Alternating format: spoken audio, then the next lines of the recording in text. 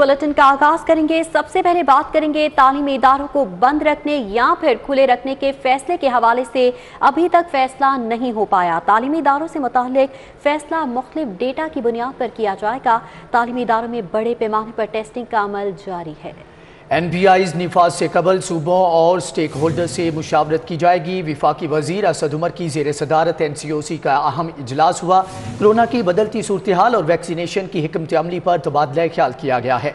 NPIs के निफाज और corona vaccination से मुतल्लिक इकदाम पर ब्रीफिंग दी गई, जबकि इजलास में नई NPIs के हवाले से फार्मूला भी पेश किया गया। नई NPIs का इतलाक 48 घंटों में किया जाएगा।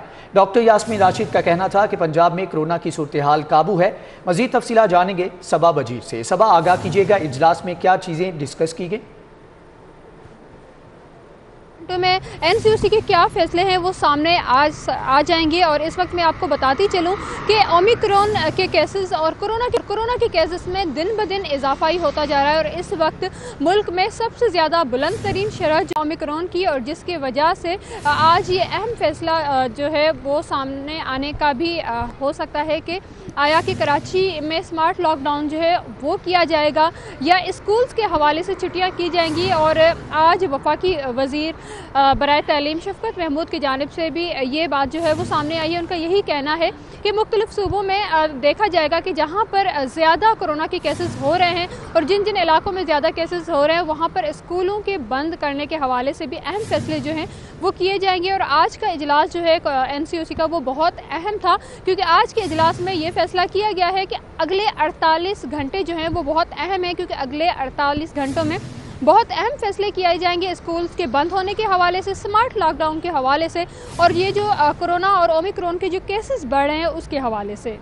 जी, बताया जा रहा है कि आइंदा आने वाले घंटों में अहम फैसले मुतवक्की हैं। तालीमी इदारों से मुताल्लिक फैसला मुख्तलिफ डेटा की बुनियाद पर किया जाएगा, जबकि NCOC की जानिब से बताया जा रहा है कि तालीमी इदारों में बड़े पैमाने पर टेस्टिंग का अमल भी जारी है। NPIs नफाज से कबल सूबा और स्टेक होल्डर से मुशावरत की जाएगी। विफाकी वज़ीर असद उमर की जेर सदारत NCOC इजलास कोरोना की बदलती सूरत हाल और वैक्सीनेशन की हिकमत अमली पर तबादला। NPIs के नफाज और कोरोना वैक्सीन से मुताल्लिक इकदाम पर ब्रीफिंग दी गई। इजलास में नई NPIs के हवाले से फार्मूला भी पेश किया गया।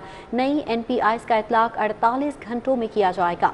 पंजाब में कोरोना की सूरत हाल काबू में है। डॉक्टर यास्मीन राशिद की जानिब से इजलास में ब्रीफिंग दी गई। असमत आवान हमारे साथ मौजूद हैं, उनसे इस हवाले से डिटेल्स लेंगे। जी असमत आवान, बताइएगा, डॉक्टर यास्मीन राशिद की जानिब से पंजाब में सेहत की सहूलियात और कोरोना की सूरत हाल पर क्या ब्रीफिंग दी गई?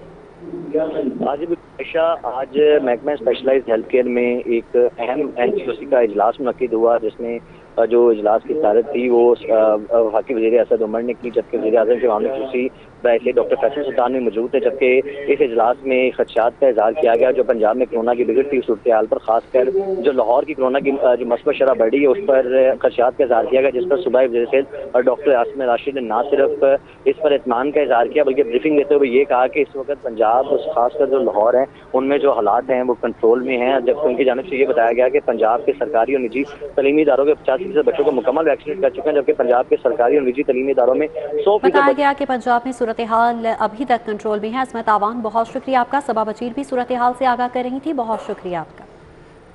दूसरी जानिब वज़ीर तालीम कहते हैं कि अभी तक छुट्टियों का कोई फैसला नहीं किया गया। अगले 24 घंटों तक बच्चों के तदरीसी शेड्यूल का ऐलान कर दिया जाएगा। तालीमी इदारों के 85% बच्चों की वैक्सीनेशन हो चुकी है।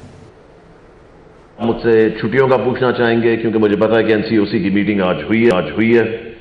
उस पर मैं आपको ये बता दूं कि अभी कोई फैसला हुआ नहीं है उसके ऊपर। उसमें एक ऑप्शन दी गई है कि प्रॉब्लम जो है वो लाहौर, पंजाब की मैं अगर आपको बताऊं तो प्रॉब्लम लाहौर तक है। और लाहौर का मैं उसमें ये बताऊं इशू इसलिए ज़्यादा है because of obviously the population की वजह से है, प्लस जहां तक मेरा नॉलेज है या हमारी टीम का नॉलेज है या हमारे डिपार्टमेंट का नॉलेज है और हेल्थ वालों के साथ हम बहुत ज़्यादा इस पर दोनों डिपार्टमेंट साइड बाय साइड काम कर रहे हैं। जो सबसे बड़ी प्रॉब्लम आ रही है वो सोशल एक्टिविटी है, वो स्कूलों के अंदर नहीं है। स्कूलों में तो हम 85% से ऊपर जा चुके हैं वैक्सीनेशन में बच्चों की, और 100% टीचर्स की वैक्सीनेशन प्राइवेट और पब्लिक स्कूल्स में हो चुकी है। सो वैक्सीनेशन तो एक जबरदस्त लेवल पे जा रही है जो हम पंजाब में कर रहे हैं। मगर जो प्रॉब्लम है जिस तरह मैं जिसको भी जिससे भी मेरी बात हुई है, वो जी हमें शादियों से कोरोना हो गया, हमें किसी और एक्टिविटी से कोरोना हो गया, सारी फैमिलीज को हो गया। तो हमें सोशल एक्टिविटी पे मेरे ख्याल फोकस। लाहौरियों की बेहतियाती कोरोना बेकाबू हो रहा है। शहर में कोरोना मुस्बत केसेस की शरह 13% तक पहुंच चुकी है। लाहौर में कोरोना के मजीद 853 नए मरीजों की तस्दीक हुई। 24 घंटों के दौरान लाहौर में कोरोना से एक मौत हुई है। कोरोना के साथ ओमिक्रॉन वेरिएंट की शरह खतरनाक हद तक बढ़ गई। शहर में ओमिक्रॉन वेरिएंट के मजीद 37 नए मरीजों की तस्दीक हुई है। ओमिक्रॉन वेरिएंट के मरीजों की तादाद सैकड़ों तक पहुंच चुकी है, जबकि कोरोना के मुकाबले में ओमिक्रॉन वेरिएंट की तादाद कई गुना ज्यादा है। Chairman public accounts committee Rana Tanveer corona में मुब्तला हो गए। मुस्लिम लीग नून के रहनुमा राना तनवीर ने खुद को घर में क्वारंटीना कर लिया है।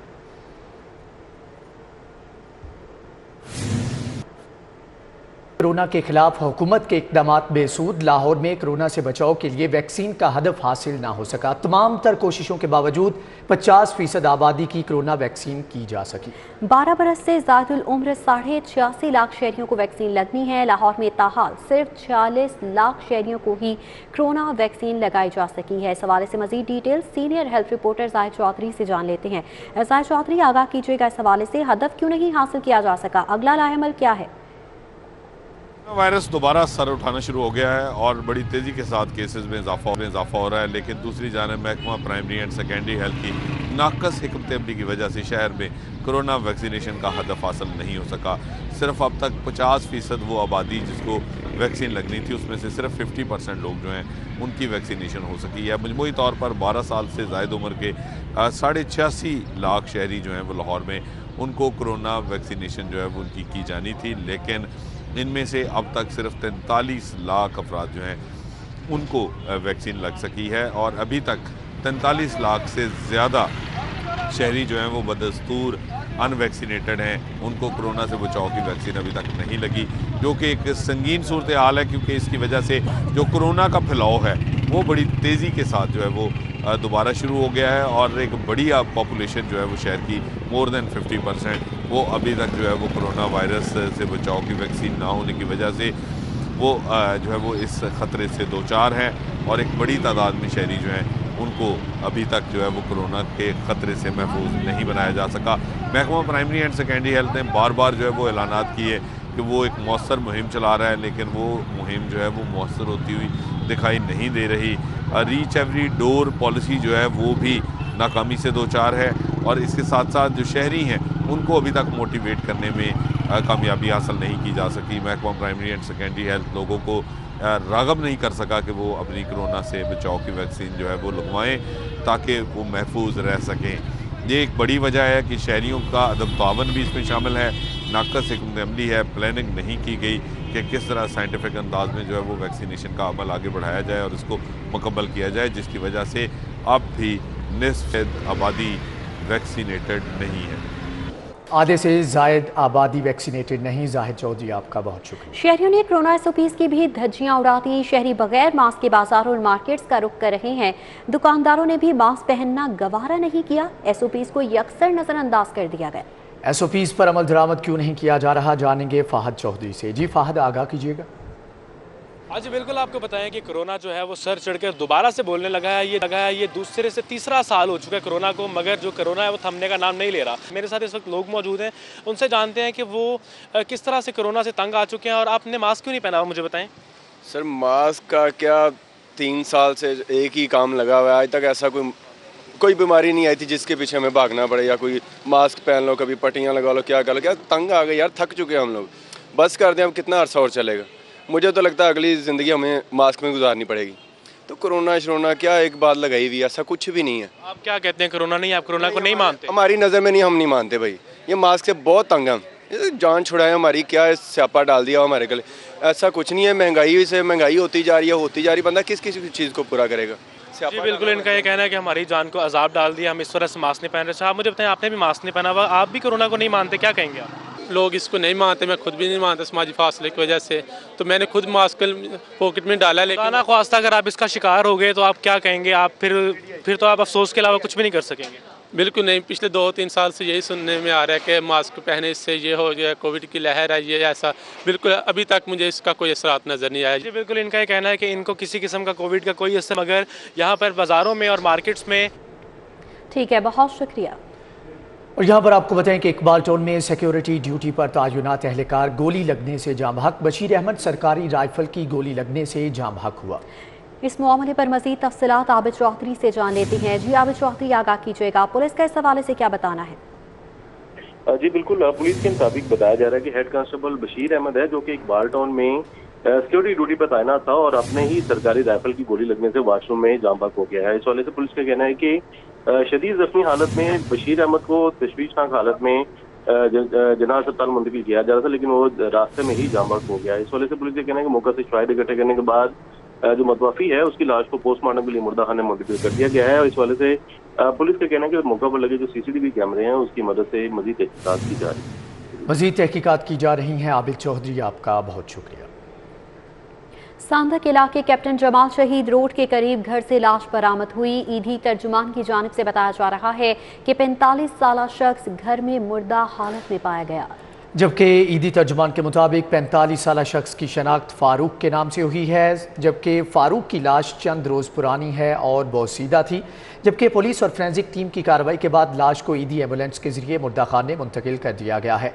आपको बताएं कि इस हवाले से मजीद कार्रवाई का आगाज़ कर दिया गया है। सांदा के इलाके में कैप्टन जमाल शहीद रोड के करीब घर से लाश बरामद हुई है, जबकि 45 साला शख्स घर में मुर्दा हालत में पाया गया है।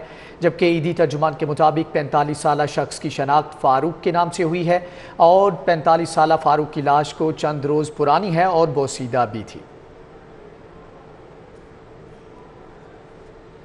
दूसरी जानिब आपको बताएं कि ड्राइविंग लाइसेंस बनवाने के लिए टिकटों के मुंतज़िर शहरियों के लिए अच्छी खबर है। कल से लाहौर समेत पंजाब में लाइसेंस इजरा का आगाज़ होगा।